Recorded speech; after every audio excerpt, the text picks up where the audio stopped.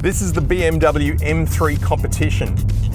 And if I'm honest, it's a slightly intimidating car to review, and it's not because it's crazy fast and really powerful and noisy.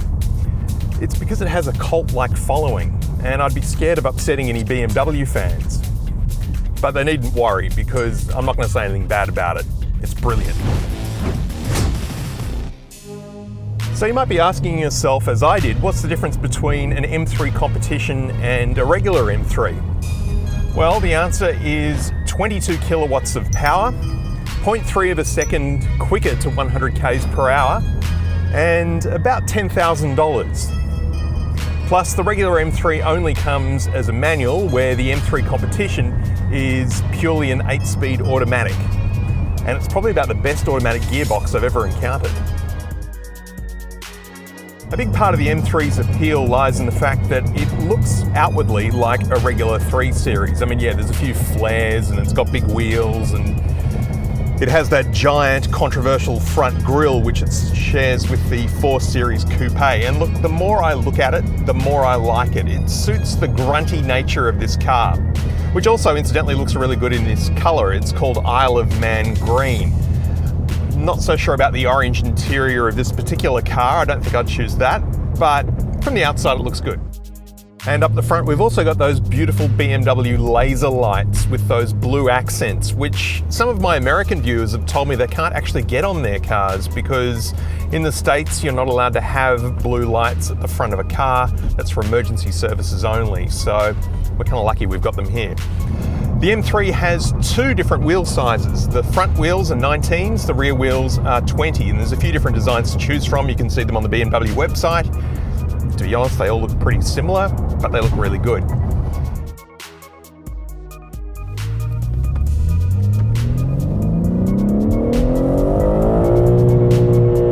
Oh, rev limiter. Accidentally left it in manual. Making all that noise, of course, is the engine, which is a 3-litre straight-six twin-turbo outputting 375 kilowatts of power and 650 Newton-meters of torque. 0 to 100 in 3.5 seconds, which looks and feels a little bit like this.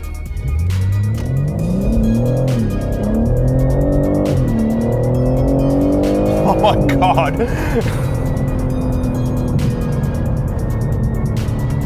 It's actually not off the line where it's the most thrilling. It's once it really picks up, and once it hit about 3rd gear there, it really started to fly.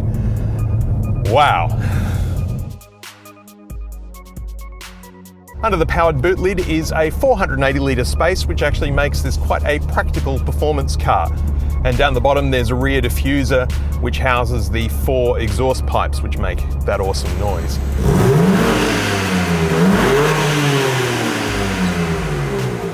The interior layout's pretty much exactly the same as the regular 3 Series and the 4 Series Coupe, even though I wouldn't pick this orange colour. With the black headliner and everything, it's actually a very light and bright cabin. The Idrive system in the center console has been tweaked a bit for the M3. There's a lot more customization available, wireless Apple CarPlay, Android Auto, plus there's news updates that can be read out to you on the go, weather information, climate controls and the preset buttons, all pretty much the same as regular BMW. We've got wireless phone charging down the bottom there with cup holders. The gear shifter is something that is a bit different. This one actually almost mimics a manual shifter in a way, in that you have to put it up and to the left to put the car into reverse, and then across and up and down if you want to have the car in full automatic or change the gears manually. The M mode button is what you use to switch the car between road, sport and track. We've got the setup menu, which allows you to do full personalization of your drive settings, so you can choose whether you want the engine to run efficiently or Sport Plus. Same with the chassis, steering in Comfort or Sport, and the same with the braking. For me personally, I like the engine in Sport Plus because it's fun. The chassis in Comfort because I don't have a great back at the best of times and the ride is just too firm in Sport or Sport Plus. Steering in Sport gives a bit more feedback, it feels a little bit more direct, and the braking in Comfort because you really don't need sports performance braking driving around town. And then there's my favourite button, the exhaust button, which actually opens up the valves at the back and allows the world to hear a bit more of your glorious exhaust noise. And it gets even louder still when the car is in sport mode. So that's actually 3 levels of exhaust noise to choose from. And just another little detail I love about the M3 is that the engine start-stop button is red. It has a nice solid metal feel to it. Up in front of the driver, we've got the head-up display, which is slightly different in this car in that it actually shows you a tachometer in a cool 1980s kind of design. It looks really good. Honestly, this gearbox with BMW Drive Logic is one of the best you're going to find. It is so good and so intuitive. It is just always in the right gear. Now, you can change gears manually as much as you like, but 9 times out of 10, the car will choose the right gear for you. The steering wheel is a nice big chunky BMW unit with carbon fibre accents. We've got a couple of extra red M buttons here. These are your M drive mode buttons, so you can preset your drive modes and then access them straight away from the steering wheel at a moment's notice. And a couple of paddle shifters behind that are finished in carbon fibre also. They have a really good feel to them and just so responsive. Gear changes just happen immediately. The digital instrument cluster in normal drive mode is the same as the 3 Series and the 4 Series Coupe, but in sport mode we get a completely different dial configuration, which actually I really like. It's got 2 tachos, one on either side, just in case you missed the first one. It almost looks like there's 2 engines in here. This car's M Sport leather seats are very comfortable and supportive. There's full electric adjustment, and there's that cool little M3 light on there that lights up at night time. It looks really awesome. Seats with a carbon fibre shell are part of the carbon pack, which is worth $20,000. You also get the carbon ceramic brakes, plus carbon covers on the rear vision mirrors. This car already has loads of carbon fibre though. We've got it all through the dash here, on the steering wheel, and even on the roof. So do you need more carbon? I don't know, but it's there if you want it. The suspension is firm. Even in comfort mode, it's still firm.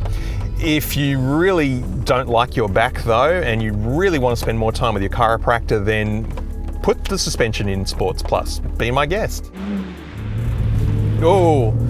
A little bit of a wet day today and just got a little bit sideways going around the corner there. But that is, after all, what this car is designed to do. Now, much as I would love to fully show off this car's capabilities, A, I don't have a convenient racetrack, and B, look, I'm not the world's best track driver, okay? I tried drifting once at a track day with Audi a couple of years ago, and I actually managed to break the sprinkler system on the skid pan. And that was pretty much the first and last time I tried drifting. So there are people who do this thing better than I do. I'm better in a straight line, so let's just stick with that.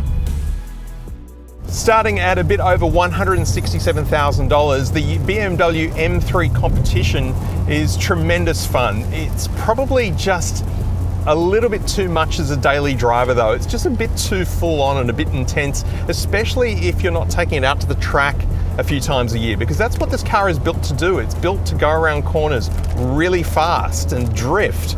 And these are all things you should not be doing on suburban streets. If you're not giving your car a chance to do that, you're almost being cruel to it. So maybe a BMW M3 40i might be a better fit for you, but there's going to be plenty of people who are going to drop the money on this car because they want the badge and they want to be seen in it.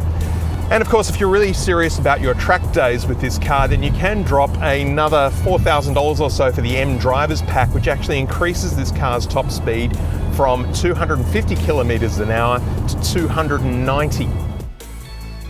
With BMW saying they're going to phase out petrol engines by the end of the decade, there's not going to be all that many M3s left. So if you want to get yourself what could potentially become a collector's item in years to come, now could be a good time to get into an M3.